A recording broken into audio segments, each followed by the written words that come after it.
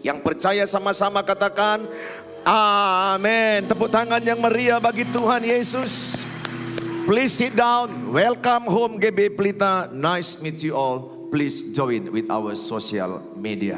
Silakan bergabung dengan sosial media gereja, dengan sosial media Bapak Gembala, baik di YouTube, di Instagram, di TikTok, di Facebook, dan puji Tuhan TikTok Bapak Gembala terus bertambah followersnya 130.000 lebih. Saya berharap terus makin viral, bukan masalah jumlah berapa yang mengikutinya, tapi firman Tuhan biar tersebar sampai ke ujung-ujung bumi. Saya bersyukur melihat ibadah 5 ini, tanda-tanda November kita akan buka sesi yang ke-6. Sesi yang ke-6 kita buka dengan nama ISJS, ibadah 1 jam saja. Tanpa ada pengumuman, tanpa ada kolekte. Bukan tanpa ada kolekte ya. Kolektenya setelah doa berkat pas mau pulang.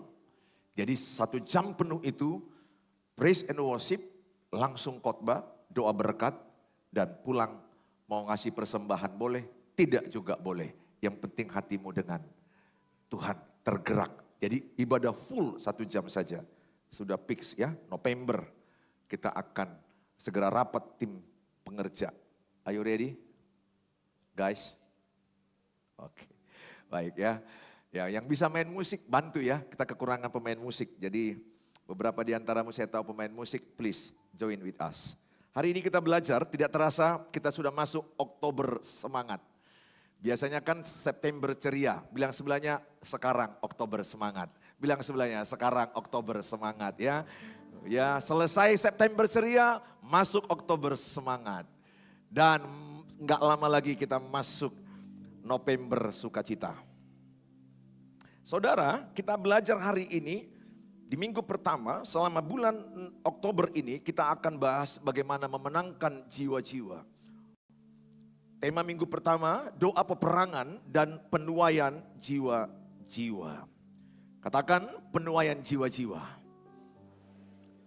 Ya, Alkitab berkata 1 orang selamat, seisi rumah diselamatkan. Saya berdoa, seisi rumahmu diselamatkan Tuhan. Sekeluargamu diselamatkan Tuhan. Imani janji Tuhan. Tuhan tidak mau hanya engkau yang selamat. Tapi Tuhan mau seisi rumahmu diselamatkan. Tuhan mau sekeluargamu diselamatkan. Kita belajar dari suratan Rasul Paulus. Kisah Rasul pasal 6 ayat 1 sampai kepada ayat 7. Mari sama-sama kita baca dengan Oktober semangat ya. Kita baca ayat 1 sampai 7, 1, 2 ya. Pada masa itu ketika jumlah murid makin bertambah, timbullah sungut-sungut di antara orang-orang Yahudi yang berbahasa Yunani terhadap orang-orang Ibrani karena pembagian kepada janda-janda mereka diabaikan dalam pelayanan sehari-hari. Berhubung dengan itu ke-12 Rasul itu memanggil semua murid berkumpul dan berkata, kami tidak merasa puas karena kami melalaikan firman Allah untuk melayani meja. Karena itu saudara-saudara, pilihlah 7 orang dari antaramu yang terkenal baik dan yang penuh Roh Kudus dan hikmat, supaya kami mengangkat mereka untuk tugas itu. Dan supaya kami sendiri dapat memusatkan pikiran dalam doa dan pelayanan firman. Usul itu diterima baik. Lalu mereka memilih Stefanus, seorang yang penuh iman dan Roh Kudus, dan Filipus, Prokorus, Nikanor, Timon, Parmenas dan Nikolaus, seorang penganut agama Yahudi dari Antioquia. Mereka itu dihadapkan kepada rasul-rasul. Lalu rasul-rasul itu pun berdoa dan meletakkan tangan di atas mereka. Firman Allah makin tersebar dan jumlah murid di Yerusalem makin bertambah banyak. Juga sejumlah besar imam menyerahkan diri dan percaya. Cerita kisah para rasul 6 adalah kisah di mana gereja di Yerusalem penuh sesak jemaat. Rame orang datang bertobat. Rame orang berbondong-bondong menyerahkan hidupnya. Imam-imam, orang-orang yang belum bertobat jadi bertobat. Rame. Gereja penuh. Namun seiring gereja makin penuh, masalah juga penuh. Gereja yang makin besar, masalah pun kadang makin besar. Terjadi kecemburuan. Kenapa yang di sana diberikan, di sini tidak diberikan? Kenapa pelayanan diakonia untuk janda-janda tidak diberikan lagi? Saya tidak tahu ini janda-janda apa, kan ada macam-macam janda. Ada janda kembang, ada janda layu, ada janda yang sudah tua. Tapi ini janda-janda yang perlu dikasih, yang setiap bulan mungkin ada beras, ada makanan, ada kunjungan, ada doa. Tapi rasul-rasul itu terabaikan mereka. Mereka merasa tidak puas, mereka merasa bersalah. Kenapa pelayanan diakonia, pelayanan meja tidak lagi dilakukan dengan baik? Mereka berapat dengan jemaat di Yerusalem. Sepakatlah mereka. Para rasul meminta 7 dari jemaat diangkat jadi pelayan. Dengan ciri-ciri, yaitu dikatakan terkenal baik. Ingat, pelayan Tuhan terkenal baik. Yang kedua, penuh roh. Yang ketiga, penuh hikmat. Maka ditunjukkanlah kepada mereka 7 orang. Di antara 7 itu yang kita kenal, pastilah Stefanus. Yang kedua yang kita kenal, Filipus. Yang 5 lagi kurang terlalu kita terkenal. 7 orang itu dibawa di gereja, diutus di altar, didoakan, ditompang tangani. Karena dasar kegerakan adalah doa. Dasar kegerakan adalah doa. Kalau engkau mau mengalami kehidupan rohani, mengalami terobosan, gak ada pilihanmu, harus dengan doa yang menyala-nyala. Tanpa doa tak ada kemenangan. Sedikit berdoa, sedikit kemenangan. Banyak berdoa, banyak kemenangan. Saya percaya selagi engkau masih berdoa, kemenangan di pihakmu. Saya tidak tahu seberat apa masalahmu. Saya tidak tahu semasalah apa yang sedang rumit yang kau alami. Mungkin masalah keuangan, masalah pekerjaan, masalah pernikahan, masalah kesehatan, masalah hubungan dengan keluarga mertua. Apapun masalahmu, saya terlalu percaya Tuhan Yesus lebih besar daripada masalah kita. Tuhan Yesus lebih besar dari masalah kita. Teruslah berdoa sampai doamu dijawab Tuhan. Semua ada waktunya Tuhan.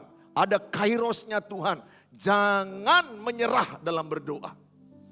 Jangan pernah menyerah. Jangan pernah putus asa. Terus angkat tanganmu. Bila perlu engkau menabur dengan air mata, nangiskan kepada Tuhan. Orang boleh menghakimimu. Orang boleh bicara tentang dirimu. Mereka tidak tahu masalah hidupmu. Mereka tidak tahu cerita hidupmu. Yang tahu cerita hidupmu hanya engkau dengan Tuhan. Sehingga ada kalanya kita datang di hadirat Tuhan dengan menaburkan dengan air mata. Kenapa ada air mata? Itu bahasa jeritan hatimu yang terdalam kepada Tuhan. Seseorang ketika dia menangis, saya percaya tidak ada air mata yang dibuat-buat. Sulit untuk menangis itu dibuat-buat kecuali pakai insto.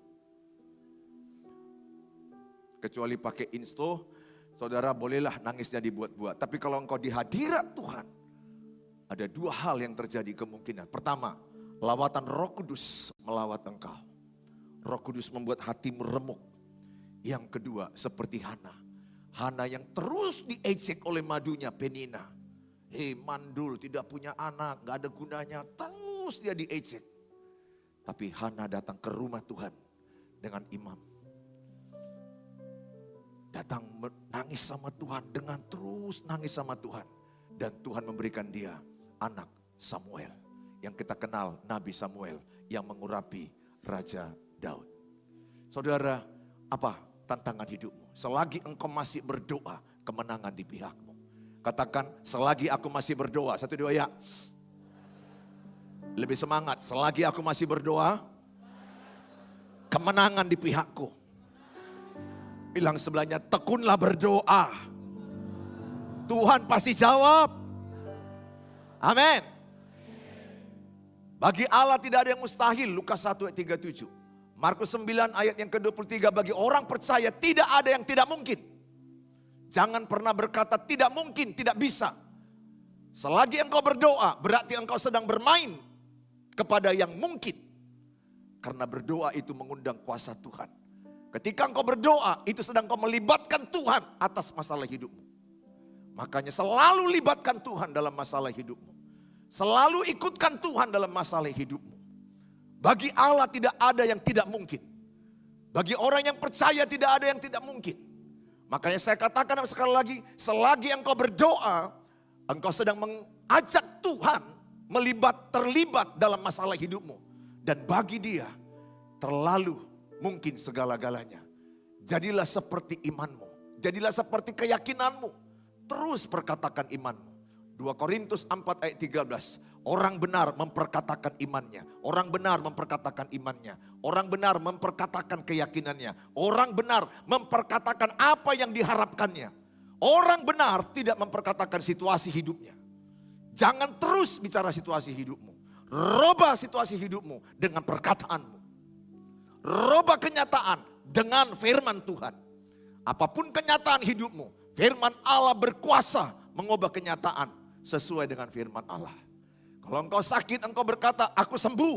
Kalau engkau mengalami kemiskinan, engkau berkata, aku mengalami kemakmuran. Diberkati Tuhan usahaku ini. Ucapkan kata sebaliknya. Saya percaya bagi Allah tak ada yang mustahil. Itulah peperangan doa. Itulah kegerakan rohani pertama Yerusalem.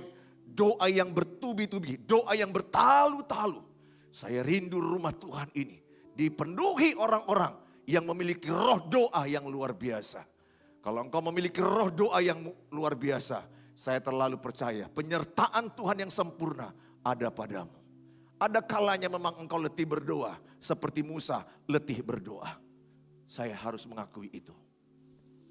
2 tahun kau menunggu suamimu bertobat dari perselingkuhan, tidak bertobat juga. 5 tahun engkau menunggu, tidak juga bertobat dari perselingkuhan. Kadang kau rasa sudah hopeless, speechless, tidak ada lagi kata-kata. Tapi kalau engkau seperti Hana, terus datang.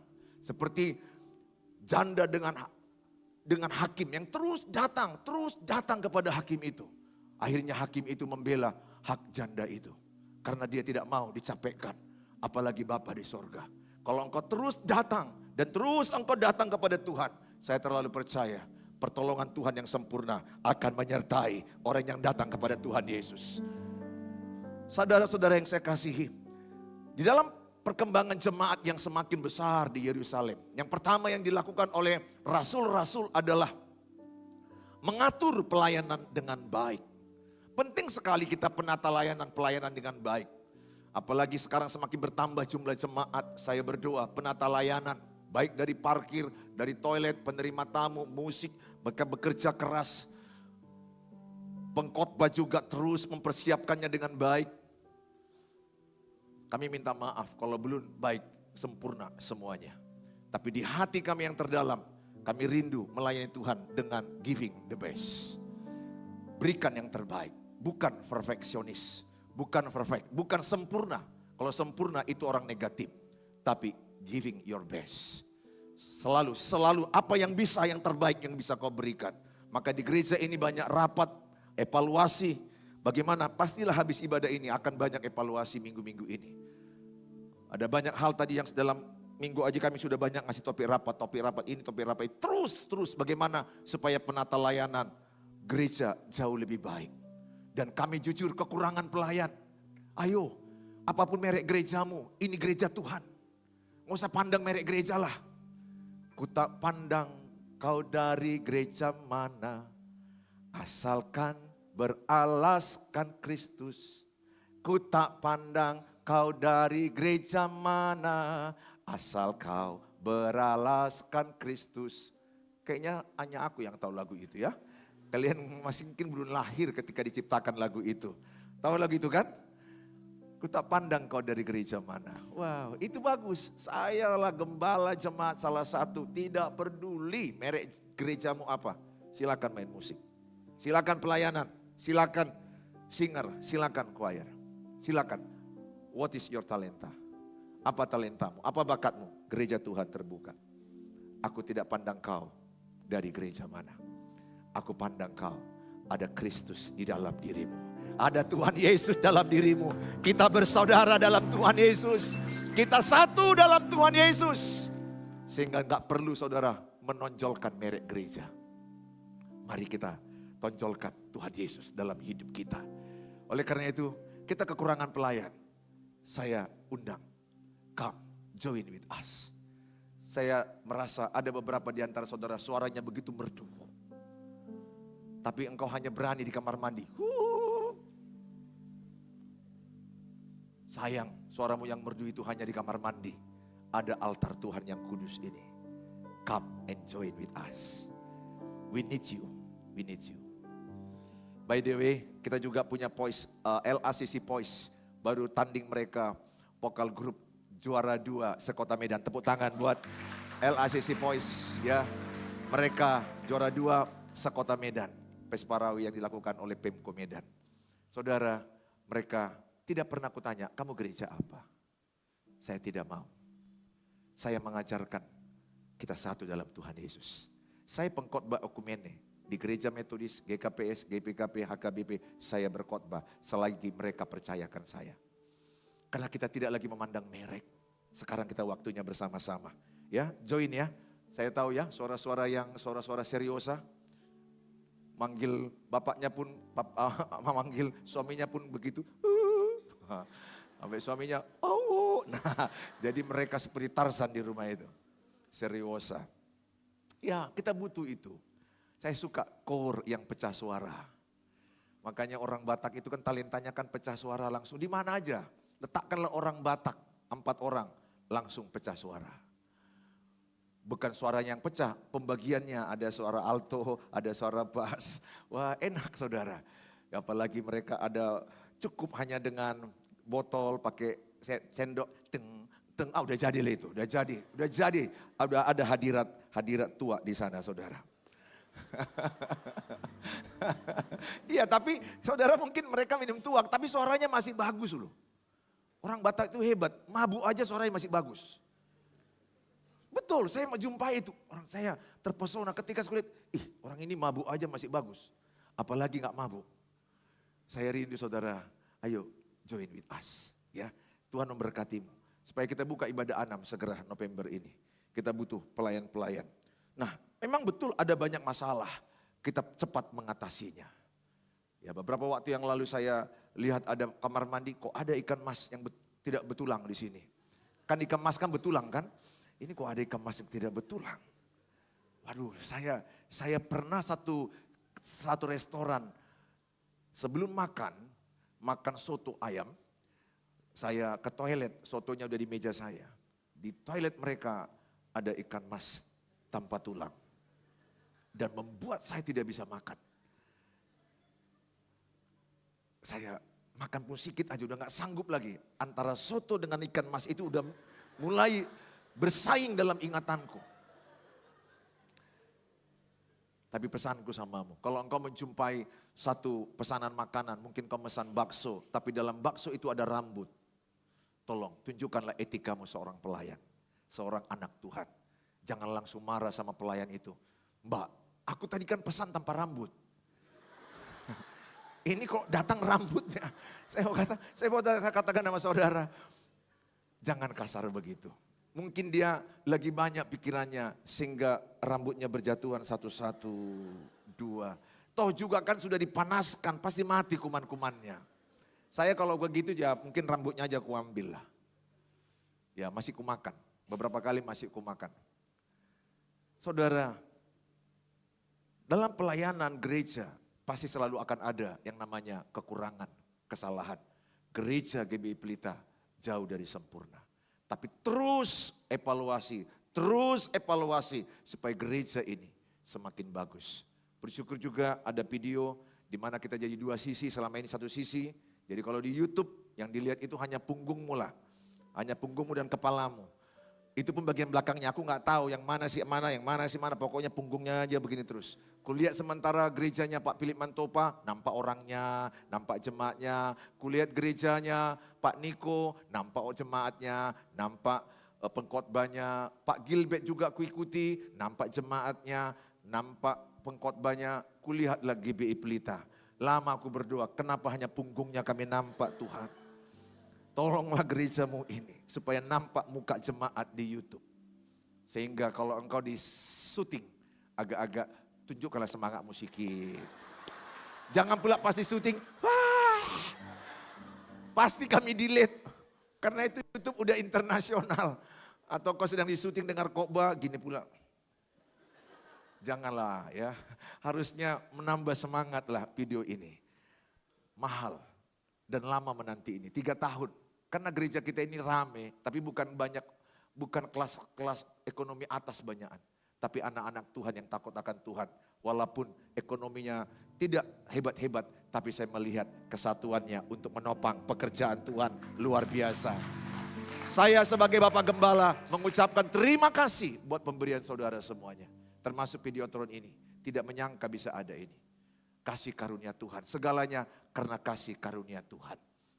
Saudara yang saya kasihi, makanya akhirnya rasul-rasul itu mengangkat 7 orang, mendoakan dan mereka melakukan pelayanan diakonia. Kunjungan-kunjungan, persungutan-persungutan cepat diatasi. Dan rasul-rasul itu berfokus kepada firman, kepada doa. Jadi hamba-hamba Tuhan, gembala-gembala jemaat, para pelayan-pelayan Tuhan harusnya lebih banyak berdoa dan baca firman Tuhan. Saya harusnya lebih banyak doa dan baca firman Tuhan. Jangan lagi disibukkan memikirkan diakonia, siapa yang belum dapat beras. Siapa lagi yang masih belum dikunjungi, bukan lagi bagian saya. Saya udah waktunya hanya naik ke kaki gunung Tuhan. Berdoa, berpuasa, bersekutu, berlutut, mendengar suara Tuhan. Untuk menyampaikan ke jemaat. Membaca firman Tuhan dengan tekun. Mendalami firman Tuhan. Jangan lagi direpotkan dengan hal-hal, ada jemaat sakit hati, ada jemaat tersinggung. Tolong ya, jangan suka tersinggung. Don't baper, don't sensi. Bilang sebelahnya, jangan suka tersinggung ya. Bilang sebelahnya, jangan suka tersinggung. Capek loh, capek menggembalakan jemaat yang semuanya suka tersinggung. Capek. Lebih baguslah aku kalian suruh khotbah 10 sesi 1 hari. Daripada mengurusi orang yang tersinggung, sakit hatiku. Gak ku terima itu. Jadi kayak mana supaya kau terima? Harusnya begini. Saya minta maaf. Kalau kita masih suka tersinggung, masih anak-anak rohani. Masih bayi rohani. Mau seumur apa umurmu? 60, 70? Tersinggung itu adalah orang yang bayi rohani. Lihatlah bayi-bayi di rumah. Kalau nggak dimaui kemauannya. Bahasa Ibraninya mardandi. Tanya sebelahnya, ngerti mardandi? Mardandi itu merajuk. Merajuk dengan nangis. Tolonglah.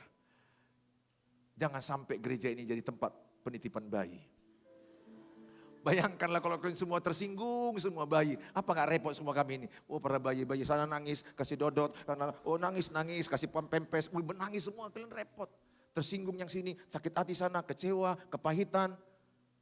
Waduh Tuhan, please lah. Kalaupun ada kekurangan kami, bicarakan baik-baik. Saya Bapak Gembala yang suka kalian jumpai langsung. Apapun, walaupun saudara gak jemaat sini, rasanya kalian tidak diterima dengan baik. Lapor ke saya langsung. Pak Gembala, saya kecewa dengan diaken Bapak. Pas perjamuan kudus yang lain dapat, saya nggak dapat. Saya tersinggung Pak. Diaken Bapak, yang lainnya disalam dengan senyum. Pas samaku, mukanya Judas Iskariot Pak. Saya akan panggil itu. Artinya lebih bagus ke saya langsung. Jangan pendam, jangan simpan. Gak ada gereja yang sempurna. Semua gereja punya kekurangan. Saudara, maka yang kedua adalah memilih orang yang tepat. Orang yang tepat dalam Kisah 6 ayat 3 dikatakan adalah orang yang terkenal baik, penuh roh dan penuh hikmat. Dalam 1 Timotius 3 ayat 8 sampai kepada ayat yang ke-13, memilih diaken adalah orang-orang yang terkenal, dapat dipercaya dan menjadi teladan, memiliki istri yang terhormat, memiliki istri yang tidak pemfitnah, tidak pemabuk. Saudara, kalau saudara melayani Tuhan, jaga ID-mu, jaga identitas dirimu sebagai pelayan Tuhan. Betul, kita orang berdosa diterima Tuhan apa adanya. Tapi setelah diterima Tuhan, alami pembaharuan akal budi. Tinggalkan hal-hal yang sia-sia. Kalau dulunya engkau merokok, saya berdoa. Setelah engkau melayani Tuhan, matikan rokok. Sebelum rokok yang mematikanmu. Karena rokok penyebab kanker 28 kali lipat dibandingkan orang yang tidak merokok. Apalagi istrimu tidak merokok sekamar dengan dia, rokokmu membunuh dia jadi kanker paru-paru. Perokok pasif lebih parah daripada aktif. Karena saya punya pasien, suaminya merokok di kamar terus, istrinya tidak. Yang kena kanker paru pertama istrinya. Kami tanya, apakah ibu merokok? Tidak. Suami yang merokok. Merokok di mana? Dalam kamar. Dia menghirup terus, dia yang kanker duluan. Suami-suami jangan bunuh istrimu sama anak-anakmu. Kalau engkau dulu mungkin melakukan perselingkuhan atau namanya perzinahan, percabulan, pornografi. Stop. Setelah melayani Tuhan jangan teruskan. Jangan teruskan dosamu yang lama. Supaya engkau dikenal orang menjadi orang yang baik. Ramah. Jaga dirimu. Jangan sampai nanti di jalan ketika ada orang mungkin memotong mobilmu, memotong sepeda motormu. Engkau buka kaca langsung kau berkata, kurang ajar. Entah apalah bahasamu. Rupanya itu sama-sama jemaat GB Pelita, kau pelayan pula di sini. Baru dibilang dia, "Shalom Pak," katanya. Baru kau bilang, "Siapa?" "Jemaat GB Pelita." "Oh iya, sorry ya, salah ngomong." Udah kau maki pula dia, B2, B1. Jangan, jaga perkataanmu, jaga lidahmu. Jaga kesetiaanmu kepada pasangan. Kesetiaanmu kepada Tuhan. Jaga kekudusanmu dalam gadgetmu. Jangan lagi ada pornografi. Jangan lagi kenajisan. Semakin engkau diterima Tuhan, melayani Tuhan, berbahagialah engkau. Karena engkau semakin naik kepada karakter yang lebih baik. Sehingga status pelayananmu memagarimu untuk engkau berhati-hati berkata-kata. Berhati-hati menggunakan mata. Hati-hati menggunakan mata. Karena aku sadar sebagai gembala jemaat, saya sadar sebagai hamba Tuhan, saya hati-hati menggunakan mata saya. Saya hati-hati. Engkau juga ibu-ibu hati-hati menggunakan lidahmu. Hati-hati menggunakan kata-katamu. Jangan pas nonton film drakor, di depan, di samping suamimu, yang kau puji laki-laki ganteng yang ada di drakor itu. Ada loh perempuan saking ngefansnya sama drakor, suaminya sebelah. Ih gantengnya. Kok menghina yang sebelahmu saudara? Saya lihat orang sekarang nonton film drakor ini kayak keterikatan lah. Bisa dia nangis gara-gara nonton film drakor. Suaminya gak makan-makan, gak nangis dia saudara. Yang gak tahannya itu aku ngefansnya itulah. Ih ganteng. Di samping suamimu kau tega. Tolonglah jagai kehormatan suamimu ini. Jagai perasaannya. Bagaimana kalau suamimu lewat wanita dibilang, ih cantik kali dia. Maksudmu aku?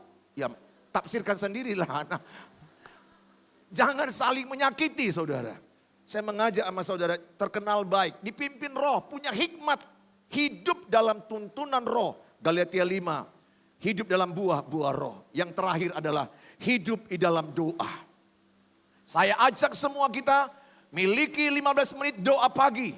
Penyembahan 15 menit setiap pagi. 15 menit baca Alkitab. 30 menit setiap pagi. Saya percaya 23 jam 30 menit hidupmu jauh lebih diberkati Tuhan. Miliki waktu doa. Miliki waktu baca Alkitab. Matius 6 ayat 33. Cari dahulu kerajaan Allah dan kebenarannya. Sekaliannya tambahkan kepadamu. Saya ajak semua kita ketika bangun pagi, cari Tuhan lebih dahulu. Saya berdoa, mereka yang mencari Tuhan lebih dahulu. Saya percaya Tuhan pun akan lebih mendahulukan apa yang kau perlukan. Lebih mendahulukan apa yang kau butuhkan. Ayo semangat cari Tuhan. Semangat berdoa. Doa itu napas kehidupan. Orang yang tidak berdoa, mati rohaninya. Saya percaya kalau engkau berdoa, engkau punya energi yang cukup kuat. Hidup ini berat. Hidup ini punya tantangan. Makanya Tuhan Yesus berkata kepada murid-muridnya, tidak sanggupkah engkau berjaga-jaga 1 jam saja? Saya turunkan sedikit, setengah jam. Kalau dapat 1 jam, puji Tuhan. Tapi mulailah dengan perkara kecil. Jangan hanya mengeluh, tapi datang kepada Tuhan. Tepuk tangan bagi Tuhan Yesus.